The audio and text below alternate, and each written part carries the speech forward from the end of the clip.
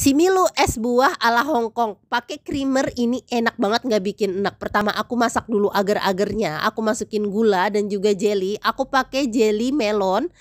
Kita masak sampai mendidih. Ini pakai kompor induksi dari Idealef ya. Dia dicolokin aja, nggak bikin boros listrik.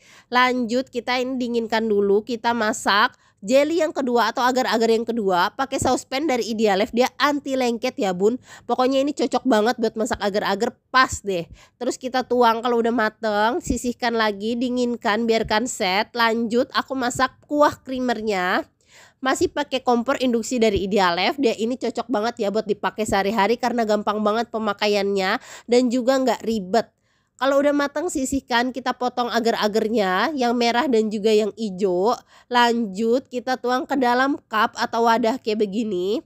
Buahnya sesuai selera kalian aja ya, atau jelinya mau diganti rasa apa aja bebas. Nah kita tata. Kalau kuahnya udah dingin, kita tuang di atasnya begini. Siap disajiin deh si milunya, atau bisa juga kalian masukkan ke kulkas ataupun dikasih es batu. Ini cocok banget buat ide jualan ataupun arisan. All cookware di video aku beli di Idealef ya.